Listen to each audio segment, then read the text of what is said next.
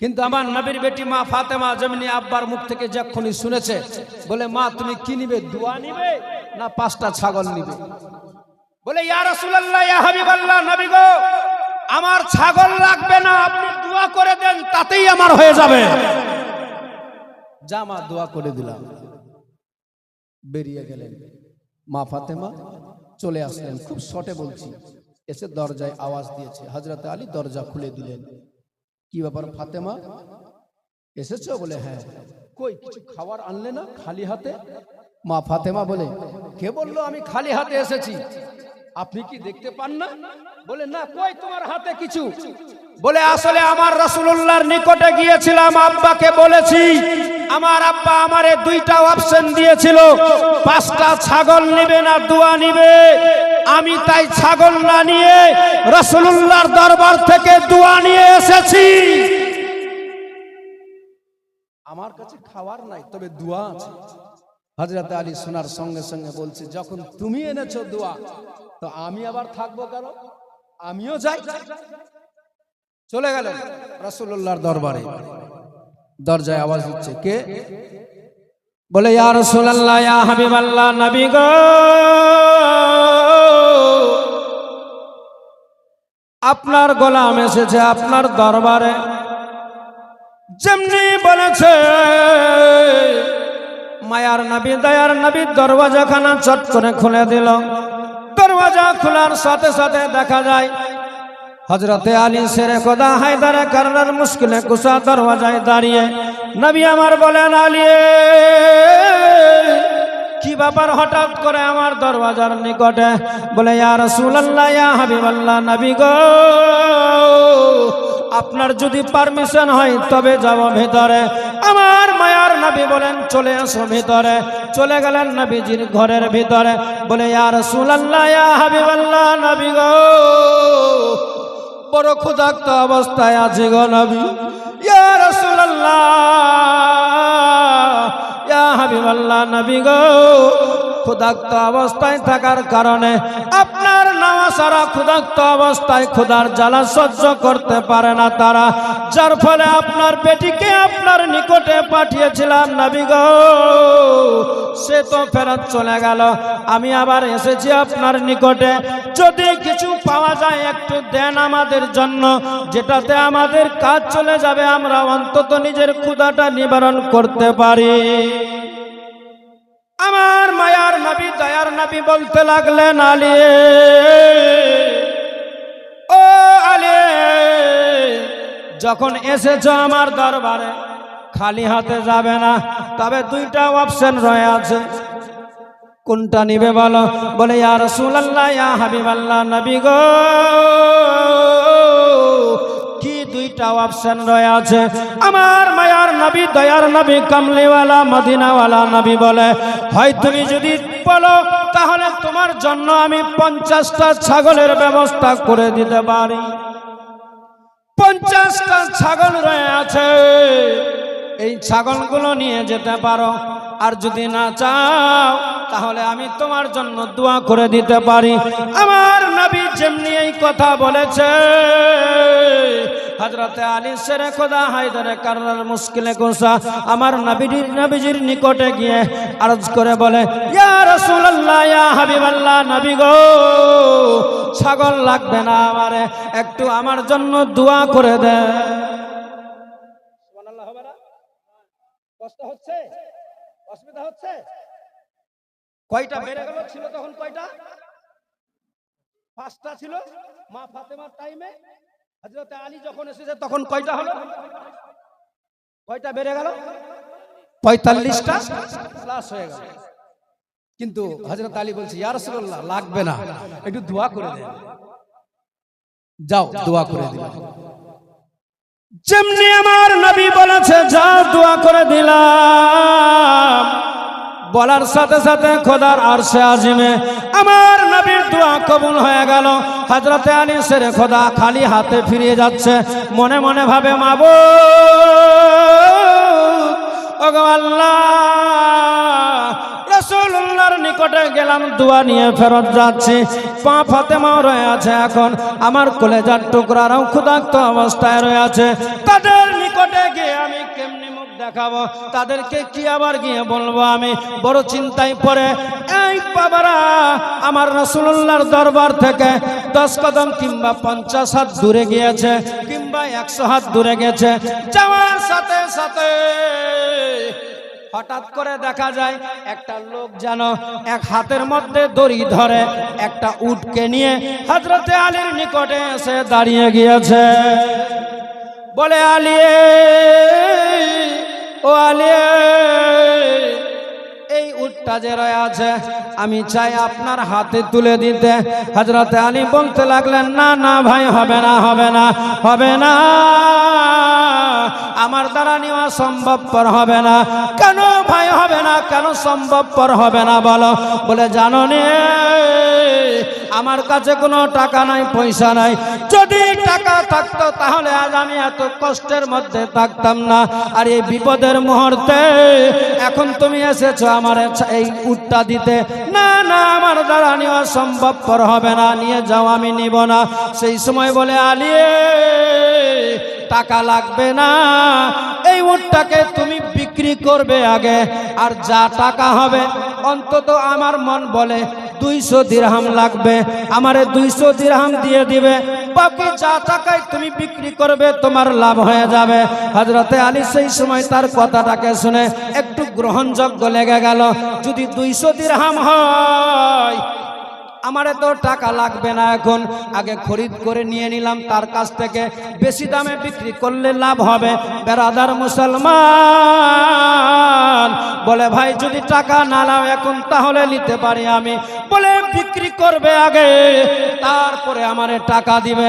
হযরতে আলী নিয়ে নিলেন উটটাকে বাবারে। নেওয়ার পরে 2-10 কদম আবার সামনে বেড়েছে। বাড়ার সাথে সাথে দেখা যায় এক আল্লাহর বান্দা হযরতে আলীর নিকটে এসে দাঁড়িয়ে গিয়েছে। বলে আলী, ও আলী, এই উটটা কি তুমি বিক্রি করবে? হযরতে আলী সেই সময় বলতে লাগলেন, হ্যাঁ ভাই আমি বেচবো, বলো কে নিবে? বলে কত নিবে বলো? বলে তুমি কত দিবে? বলে 300 দিরহাম দিব। হযরতে আলী সেই সময় ভাবে, আল্লাহ, ওই আল্লাহর বান্দা তো আমার কাছে 200 দিরহামে দিয়েছে। 200 দিরহামে দিয়েছে, এখন আমি যদি 300 দিরহামে দিয়ে দিই তাহলে 100 দিরহাম লাভ হয়ে যাবে, ছেড়ে দিই। বললো ভাই তুমি যদি নাও দিয়ে দিব। বিক্রি হয়ে গেল, 300 দিরহাম হাতে চলে আসলো। আসার সাথে সাথে কেমন নবীর সাহাবী ছিল বাবারে, আমি আপনি যদি থাকতাম হাটে, যদি থাকতাম বাজারে, এই রকমের যদি আমরা সুবিধা পেয়ে যেতাম, ওই লোকটাকে খোঁজার আগে আমরা টাপ মারতাম বাড়ির দিকে, পারতাম না? আর লোককে খুঁজে লাভ আছে? যা হলো সব নিয়ে যাব বাড়িতে। কিন্তু হযরত আলী তা করছে না। টাকা নেওয়ার সাথে সাথে ডানে বামে তাকায় যে যেই লোকটা আমারে উটটা দিয়ে গেল, ও গেল তো গেল কোথায়? সব ভাইকে জিজ্ঞেস করে, এ ভাই একটু আগে যে লোকটা আমারে উটটা দিয়ে গেল না? বলে হ্যাঁ দিল তো। বলে তারে দেখলে কোথায় আছে? বলে না জানি না। হযরত আলী বড় পেরেশান হয়ে গেল। আল্লাহ, তোমার বান্দা আমার এই উটটা দিয়ে গেল, আমি উটটা বিক্রিও করলাম, তারে টাকা দিব, এখন পাচ্ছি না, যাব কোথায়? যাই তো যাই, খুঁজবো কোথায় তারে? সারা মদিনার বাজার খুঁজে নিল, পেল না তারে খুঁজে। শেষ পর্যন্ত ফেরত যাচ্ছে বাড়িতে। যেমনি দরওয়াজা খুলেছে, দরওয়াজা খোলার সাথে সাথে দেখছে বাড়ির ভিতরে আর অন্য কেউ নাই, সৃষ্টির শ্রেষ্ঠ ইমামুল আম্বিয়া সরকারে কাউন মাকা জানাবে মুহাম্মদুর রাসূলুল্লাহ বসে আছে। জোরে হবে না? আরো জোরে, আরো জোরে। হযরতে আলীর বাড়িতে আমার নবী বসে আছে। নবী যে আমার হযরতে আলীর দিকে তাকাচ্ছে। হযরতে আলী নিকটে আসলেন, চোখ দিয়ে অশ্রু টস টস করে পানি বয়ে যাচ্ছে, অশ্রু বয়ে যায়। হযরতে আলীকে জিজ্ঞেস করেন, ও আলী কাঁদছো কেন? চোখে কেন পানি? বলে ইয়া রাসূলুল্লাহ, আমি আস্তে আস্তেই, আপনি আবার কখন আপনি আমার বাড়িতে হাজির হলেন আমি তো বুঝতে পারি নাই। আমার নবী বলেন, আরে আমি আসলাম কবে জিজ্ঞেস করবে পরে, আগে বলো আমার বাড়ি থেকে এই তোমার দরওয়াজা আসা পর্যন্ত তোমার সাথে যা যা ঘটেছে তুমি বলবে না আমি বলে দিব। জোরে বলো, আরো জোরে। হযরত আলী বলছে, ইয়া রাসূলুল্লাহ, ইয়া হাবিবাল্লাহ, নবী গো, আপনার পদতলে আমার জীবন কুরবান, আমি আর কি বলবো, আপনি তো রয়ে আছেন, আপনি বলেন। আমার নবীজি সেই সময় বলেছিলেন, ও আলী, জানো আমার বেটি ফাতেমা গিয়েছিল, আমি বলেছিলাম মা দোয়া নিবে না ছাগল নিবে, দোয়া নিয়ে এসেছে, তুমিও দোয়া দিয়ে এসেছিলে ফেরত হয়ে। যখনই আমি বলেছিলাম দোয়া করে দিলাম, খোদার আরশে আজিমে দোয়া কবুল হয়ে গিয়েছে, যার জন্য মহান আল্লাহ তাআলা এই দোয়া কবুল করার সাথে সাথে আল্লাহ স্বয়ং সঙ্গে সঙ্গে হযরতে জিবরিল আমিনকে ওই উটটাকে নিয়ে হযরতে আলীর সামনে বিক্রি করার জন্য দাঁড়িয়ে গিয়েছে। জোরে বলেন না। ও আলী, তুমি যার কাছ থেকে উটটা খরিদ করেছিলে সে অন্য কেউ নয়, আল্লাহর ফেরেশতা জিবরিল আমিন। যেই জিবরিল আমিনের ব্যাপারে বলা হয়েছে তার 600 খানা পর আছে। কতখানা? 600 খানা পর। পৃথিবীতে 7টা মহাসাগর রয়ে আছে। এই সমুদ্রের সাগরের সমস্ত পানিকে যদি ওই জিবরিল আমিনের মাথার মধ্যে ঢালা হয়, সারা সাগরের পানি তার 600 খানা পরে থেকে যাবে, এক কাতরা পানি পানির মাটিতে জমিনে পড়বে না। ওই জিবরিল আমিনের হাত থেকে আমার নবীজি বলছেন, ও আলী, তুমি উটটাকে নিয়েছিলে, সেটা অন্য কেউ নয়, ওটা জিবরিল আমিন ছিল। আর যে খরিদ করেছে তোমার কাছ থেকে জানো কে? বলে, ইয়া রাসূলুল্লাহ, জানি নাই। বলছে, সেটা অন্য কেউ নয়, হযরতে ইসরাফিল আলাইহিস সালাম ছিল। সে আমার আল্লাহ তাআলা ওই ফেরেশতাকে তোমার উটটাকে খরিদ করার জন্য পাঠিয়ে দিয়েছিল। বলুন সুবহানাল্লাহ। তো দোয়া একটা এমন জিনিস যে আপনার কিসমত চেঞ্জ হয়ে যায়। অতএব আমাদের সবাইকে এটা মাথায় রাখতে হবে, ওই দোয়া আমাদেরকে শেষ পর্যন্ত নিয়ে যেতে হবে। একবার দুরূদ শরীফ পড়ুন, তারপরে বক্তব্য শুনুন। আল্লাহুম্মা সাল্লি আলা সাইয়্যিদিনা মাওলানা মুহাম্মদ ওয়া আলা আলি সাইয়্যিদিনা ওয়া আলা আলি সাইয়্যিদিনা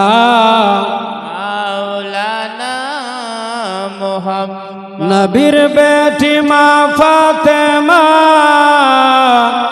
নবী নন্দিনী, এ কথাটি মিথ্যা নয় গো হাদিসের বাণী, এ কথাটি মিথ্যা নয় গো হাদিসের বাণী।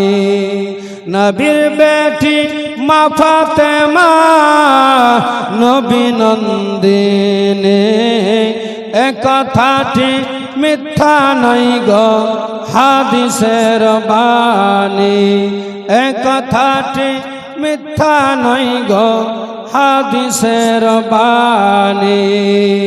এক বেলা খাওয়ার পরে আর খাওয়ার নাই যে ঘরে, ইমাম হাসান হোসেন কেন্দে কেন্দে মায়ের কাছে আরজ করে। এক বেলা খাওয়ার পরে আর খাওয়ার নাই যে ঘরে, ইমাম হাসান হোসেন কান্দে কান্দে মায়ের কাছে আরজ করে।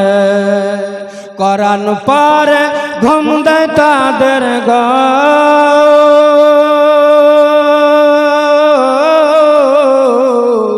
কোরআন পরে ঘুম দেয় তাদের ওই মধুমাখা বাণী, জান্নাতের রানী। নবীর বেটি মা ফাতেমা নবী নন্দিনী, এ কথাটি মিথ্যা নয় গো হাদিসের বাণী। একা একা যাতা টেনে হাত পর ছালি, কলসি ভরা পানি এনে কাঁধে পর ছালি। একা একা পানি जाता टेने हाथ पर छाली कल से भरा पानी एने कांध पर छाली एत कष्ट पावर परेও गो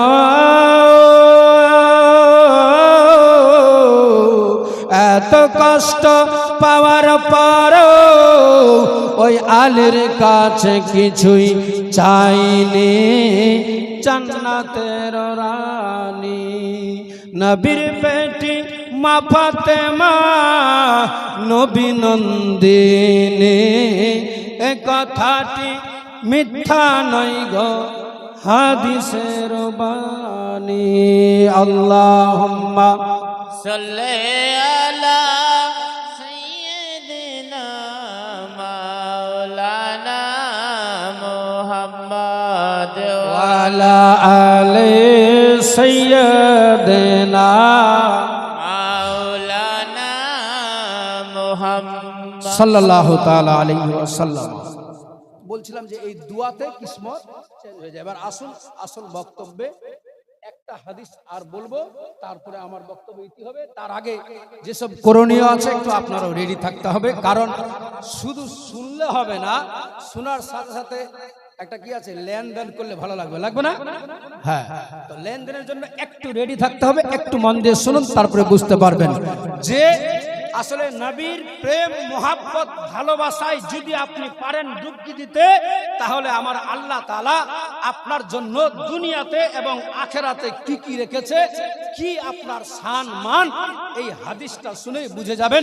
আমার বক্তব্য সেখান থেকেই আমি ইতি টানবো, তবে আপনারা শুনে হবে। ওলামায়ে কেরাম উপস্থিত আছে। একটা যুদ্ধ হয়েছে, যে যুদ্ধের বিষয়ে আপনারা জানেন, খন্দকের যুদ্ধ। কিসের যুদ্ধ একটু জোরে বলেন? খন্দকের। এই খন্দকের যুদ্ধে আমার নবীর সাহাবায়ে কেরাম যুদ্ধের ময়দানে বা ইখতিলাফ কম বেশ 1100 সাহাবী গিয়েছিল। কতজন সাহাবী একটু জোরে বলেন? কতজন? 1100। যুদ্ধের ময়দানে পৌঁছে গেলেন নবীজি। আমার খুব শর্টে বলছি, অনেক লম্বা ঘটনা, 1-1.5 ঘন্টা 2 ঘন্টা লেগে যাবে, আমি খুব শর্টে বলবো।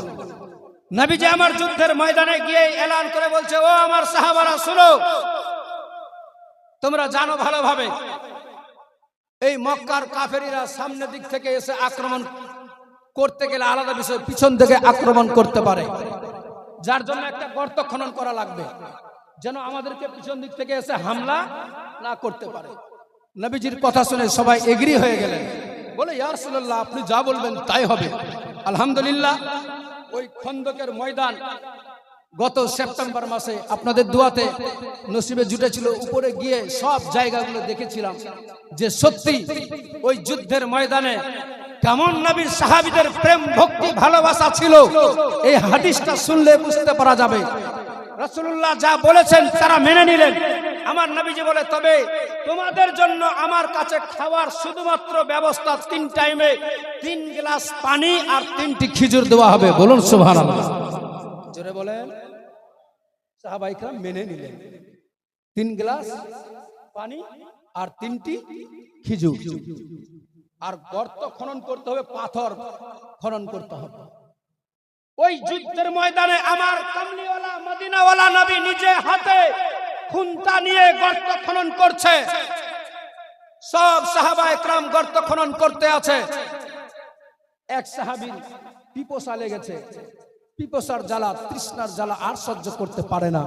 নবীজির নিকটে এসে বলছেন, ইয়া রাসূলুল্লাহ, ইয়া হাবিবাল্লাহ, নবী গো, আপনার যদি মায়া হয়, দয়া হয়, যদি আপনার পারমিশন হয়, তবে একটা কথা বলবো। আমার মায়ার নবী বলেন, বলো বলো, কি বলবে বলো সাহাবী, বলো। বলে, নবী গো, বড় পিপাসা লেগেছে আমার, একটু যদি পানি পেয়ে যায় পিপাসা নিবারণ হয়ে যাবে। আমার মায়ার নবী, দয়ার নবী এলান করে বলেন, ও আমার সাহাবী, তোমার জানা আছে ভালোভাবে, আমি এলান করে বলে দিয়েছি 3 টাইমে 3টি খেজুর দেওয়া হবে, 3 গ্লাস পানি দেওয়া হবে। এখন যদি তোমারে দিই আরো অন্য সাহাবী আসবে, তাদেরকেও দেওয়া লাগবে। সবার জন্য তো আইন একই হওয়া লাগে, কারণ তুমি চাইছো এখন দেওয়া যাবে না। আমার নবীজির কাছে বারে বারে কাকুতি মিনতি করে চাই, আমার নবীজি শুধুমাত্র তার সান্ত্বনা দেয়। ইন দি মিন টাইমে হঠাৎ করে হযরতে আমার নবীর প্রিয় সাহাবী, যার নাম হযরতে জাবির রাদিয়াল্লাহু তাআলা আনহু ছিল, হযরতে জাবির চলে আসলেন আমার নবীজির নিকটে। আমার নবীজির নিকটে যেমনি এসেছে, সেই সময় দেখতে পাওয়া যায় আমার কামলিওয়ালা নবী নিজে হাতের মধ্যে খুন্তা নিয়ে পাহাড় গর্ত খনন করছে। হঠাৎ করে নজর পড়ে গেল, হযরতে জাবির দেখতে পায় নিজের চোখ দিয়ে, নিজের দৃষ্টি দিয়ে আমার কামলিওয়ালা মায়ার নবী দয়ার নবীর পেটের মধ্যে ছোট্ট ছোট্ট পাথর বাঁধা রয়ে আছে। বলছিলাম বাবাজি ভাইরা, ও আমার মা বোনেরা, মন দিয়ে শোনেন। হযরতে জাবিরের নজর পড়ে গেল আমার নবীর পেটে। যেমনি দেখতে পেয়েছে, নবীজির নিকটে গিয়ে বলে, ইয়া রাসূলুল্লাহ, ইয়া হাবিবাল্লাহ, নবী গো, ওগো আকা, একটা কথা বলবো আপনারে, আপনি যদি পারমিশন দেন তবে বলবো। আমার নবী বলেন, বলো জাবির, কি বলতে চাও বলো। বলে, ইয়া রাসূলুল্লাহ, ইয়া হাবিবাল্লাহ, নবী গো, আপনার কাছে শুধুমাত্র 5টা মিনিট সময় চাই আমি। আমার নবীজি বলেন, ও জাবির, তোমার জানা আছে ভালোভাবে, যুদ্ধের ময়দানে যারা আসে, যতক্ষণ পর্যন্ত যুদ্ধের ফিনিশিং না টানা হয় ততক্ষণ পর্যন্ত যাওয়া লাগবে না, যাওয়া যাবে না। জাবির, জানা সত্ত্বেও তুমি আবার কেন এমনি বলেন? বলে, ইয়া রাসূলুল্লাহ, ইয়া হাবিবাল্লাহ, নবী গো, আপনি তো গায়েবের সংবাদদাতা, নবী গো, আপনি সবই জানেন। আপনার গোলাম আপনার নিকটে কেন 5টা মিনিট সময় চাই? নবী আমার দিয়ে দিলেন 5টা মিনিট সময়। বাবারে, ছোটে বলি বাবা, চলে গেলেন হযরতে জাবির দরওয়াজায়। নিজের সব থেকে নিকটে বাড়ি ছিলেন হযরতে জাবিরের, দরজায় গিয়েছে, নিজের বিবিকে দরজার মধ্যে আওয়াজ দিয়েছে, দরওয়াজা খুলে দাও বিবিরে। কে? ও বিবি, আমি এসেছি। কি জন্য? বলে, যুদ্ধের ময়দান থেকে এসে হাজির হয়ে গিয়েছে। কেন যুদ্ধের ময়দান থেকে এসেছো? আমার মায়ার নবী দয়ার নবী তো যুদ্ধের ময়দানে। বলে, বিবি, আসলে কেন এসেছি তুমি জানো নাই, একটু দরওয়াজা খুললেই বুঝতে পারবে, তুমি দরওয়াজা খুলো। হযরতে জাবিরের স্ত্রী বলে, না না, আমি দরওয়াজা খুলবো না। এই জন্যই দরওয়াজা খুলবো না যে আমার রাসূলুল্লাহকে যুদ্ধের ময়দানে ছেড়ে আসতে পারে, সেই ধরনের স্বামীর জন্য আমি দরওয়াজা খুলতে চাই না। হযরতে জাবির বলেন, বিবিরে, আসলে আমি জানি যে ভালোবাসা নিয়ে তুমি আজ রাসূলুল্লাহর মহব্বতে আজ তুমি ডুবকি দিয়ে বলছো নিজের স্বামীকে ভুলে যেতে চাচ্ছ। আসলে আমি কেন এসেছি তুমি জানো নাই, একটু দরওয়াজা খুললে বুঝতে পারবে। খুব ছোটে বলি বাবা, দরওয়াজা খোলা হলো। বলছে, বিবিরে, আসলে জানো নাই আমি কেন এসেছি জানো? আমি নিজের দৃষ্টি দ্বারা, নিজের চোখ দ্বারা দেখলাম, যার জন্য জাহান সৃষ্টি হয়েছে, সেই বিশ্ব নেতা, সেই কামলিওয়ালা মদিনাওয়ালা নবী পেটের মধ্যে ছোট্ট ছোট্ট পাথর বাঁধা রয়ে আছে। যার ফলে এসেছি বিবিরে, যদি কিছু খাওয়ার থাকে দিবে, আমার রাসূলুল্লাহকে নিয়ে গিয়ে দিতাম। হযরতে জাবিরের স্ত্রী বলেন, ইয়া ওগো স্বামী, আপনার সব জানা, আপনি তো সবই জানেন, বাড়িতে কিচ্ছু নাই খাওয়ার, মাত্র 500 গ্রাম জয়ের আটা রয়ে আছে। এই 500 গ্রাম আটা ছাড়া আর কোনো খাবার নাই বাড়িতে, আর কিছু নাই বাড়িতে। হযরতে জাবির বলেছিলেন, বিবি, যদি আটা 500 গ্রাম থাকে, তার সঙ্গে তো কোনো সবজিরও প্রয়োজন আছে, তার সঙ্গে কি কিছু আছে? বলে, স্বামী, একটা ছোট্ট ছাগলের বাচ্চা ছাড়া আর কিচ্ছু নাই। বলে, তাহলে দেরি না করে এই ছাগলটাকে জবাই করে দেওয়া হোক। ছাগলটা জবাই করে দিলেন। হযরতে জাবির বলছেন, বিবি, তুমি রান্না করো, আমার রাসূলুল্লাহর নিকটে গিয়ে একটু আমি দাওয়াতটা দিয়ে দিই। হযরতে জাবিরের স্ত্রী বলছেন, স্বামী গো, আপনি যাবেন, তবে একটা কথা মনে রাখিয়েন, যখন যুদ্ধের ময়দানে গিয়ে রাসূলুল্লাহর নিকটে গিয়ে বলবেন, নিকটে গিয়ে আমার নবীজির কানে কানে মুখ লাগিয়ে বলবেন, কারণ আরো অন্যান্য সাহাবী আছে তিনারা শুনবে, তিনাদের কষ্ট হবে মনে, যেন তাদের কষ্ট না হয়, যার জন্য আপনি দাওয়াতটুকু আমার রাসূলুল্লাহর কানে কানে গিয়ে বলবেন। হযরতে জাবির চলে গেলেন যুদ্ধের ময়দানে, আমার নবীজির নিকটে বলে, ইয়া রাসূলুল্লাহ, ইয়া হাবিবাল্লাহ, নবী গো আর একটা কথা বলবো আমি। আমার নবীজি বলেন, যুদ্ধের ময়দানে সবাই কাজে ব্যস্ত, তুমি শুধু কথা বলবে না কাজ আগে বাড়বে? বলে, ইয়া রাসূলুল্লাহ শুধুমাত্র আর একটা কথা। আমার নবী বলেন, বলো। বলছে, ইয়া রাসূলুল্লাহ আপনার দাওয়াত রইল এই গোলামের বাড়িতে।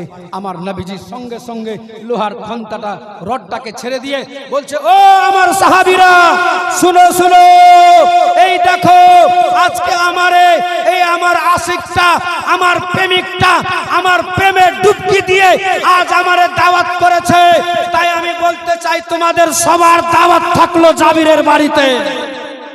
জোরে বলেন, আরো জোরে। আমার বক্তব্য সমাপ্তির দিকে আছে, খালি আপনারা অ্যাক্টিভ থাকুন। আমার নবীজি এলান করে যেমনি বলেছে, হযরতে জাবির সেই সময় আর দেরি না করে চলে আসলেন বাড়িতে। বিবি, ও বিবি আর কি করবে? বলে, কি হয়েছে? বলে, রাসূলুল্লাহর নিকটে গেলাম, যেমনি বললে তুমি তেমনি করলাম আমি, কিন্তু আমার নবীজি আমার রাসূলুল্লাহ সবার নিকটে এলান করে বলে দিয়েছে, এত খাবার পাবে কোথায়? মাত্র 500 গ্রাম আটা। হযরতে জাবিরের স্ত্রীর কেমন ভালোবাসা ছিল, বলছে, ওগো স্বামী চিন্তা করো না তুমি, কারণ আমরা দাওয়াত করেছি রাসূলুল্লাহকে, আমাদের খাওয়ানোর কাজ হচ্ছে রাসূলুল্লাহকে। নবী দাওয়াত করেছে সাহাবায়ে কেরামকে, কেমন করে খাওয়াবে একমাত্র আল্লাহ জানে এবং আল্লাহর রাসূল জানে। জোরে বলেন, আমাদের চিন্তার কোনো কারণ নেই। অতএব দাওয়াত করেছে আমার নবীজি, কেমন করে খাওয়াবে আমার নবী জানে। তবে স্বামীগো একটা বড় সর্বনাশ হয়ে গেল, একটা বিশাল বড় ক্ষতি হয়ে গিয়েছে। কি হয়েছে?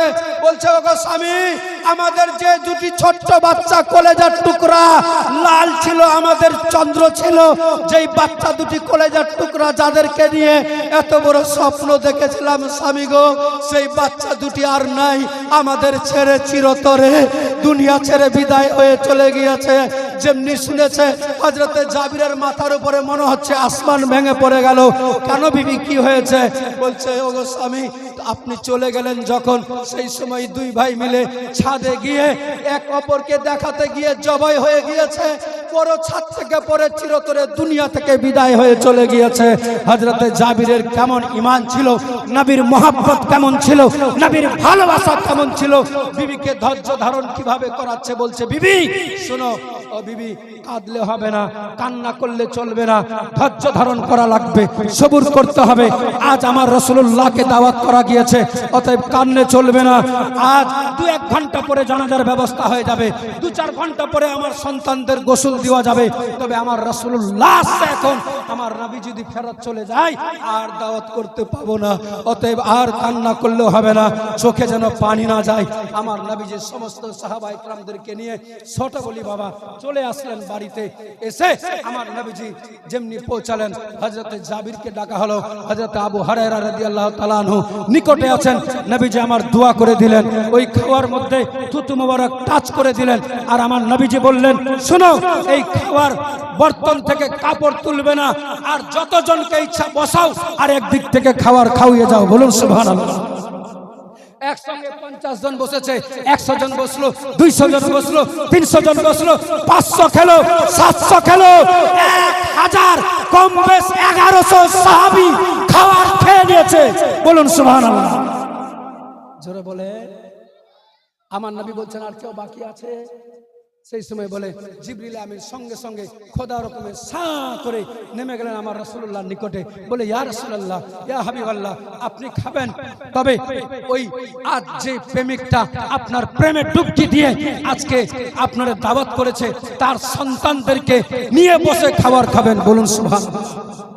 আমার নবীজি সেই সময় বলেছিলেন, ও জাবির তোমার ছেলেরা কোথায়? বলে, ইয়া রাসূলুল্লাহ, ইয়া হাবিবাল্লাহ, ওনারা আছে, আপনি একটু খাবার খেয়ে নেন। আমার নবী বলছেন, জাবির আমি তোমারে প্রশ্ন করেছি, উত্তর না দিয়ে এড়িয়ে যাচ্ছ কেন? সেই সময় চোখ দিয়ে টস টস করে পানি বয়ে যাচ্ছে। আমার নবীজি বলেছিলেন, জাবির চিন্তিত হয় না, যাও তোমার ছেলেদের নিকটে গিয়ে বলো আজ তোমাদেরকে রাসূলুল্লাহ ডেকেছে। যেমনি গিয়ে এই কথা বলেছে, হযরতে জাবির বলছে, ইয়া আল্লাহ আমি তো জানি আমার সন্তান সন্তানরা নাই বেঁচে, তবে আজকে আমি নই, রাসূলুল্লাহ ডেকেছে, দরজার নিকটে গিয়ে বলছে, বেটা আমি জানি তোমরা চিরতরে দুনিয়া ছেড়ে দিয়েছো, আমি জানি তোমরা দুনিয়া থেকে বিদায় হয়ে গিয়েছো, কিন্তু আজকে আমি নই, রাসূলুল্লাহ তোমাদেরকে ডেকেছে। যেমনি আমার নবীর নাম শুনেছে লাব্বাইক ইয়া রাসূলুল্লাহ বলে দাঁড়িয়ে গিয়েছে। আল্লাহু আকবার, ইয়া রাসূলুল্লাহ জিন্দাবাদ। সঙ্গে সঙ্গে বাচ্চা দুটি জীবিত হয়ে আমার রাসূলুল্লাহর নিকটে এসে হাজির হয়ে গেলেন। নবীজি আমার বাচ্চা দুটোকে বসিয়ে বলছে, ও বাবু, ছাগলের বাচ্চাটা তোমরা খুব ভালোবাসতে না? বলে, হ্যাঁ হুজুর খুবই ভালোবাসতাম। নিবে? বলছে, পেলে তো নিতাম। আচ্ছা ওই ছাগলটা আছে? আছে। দেখেন কিভাবে নবীর মুহাব্বতে ভালোবাসাতে ডুবকি দেওয়ার কারণে আমার আল্লাহ তাআলা তার সন্তানকে ফেরত করে দিয়েছে। আজ সেই মুহাব্বত ভালোবাসা নিয়ে যদি আজকে এই রাসূলুল্লাহর ঘরে আমি বেশি না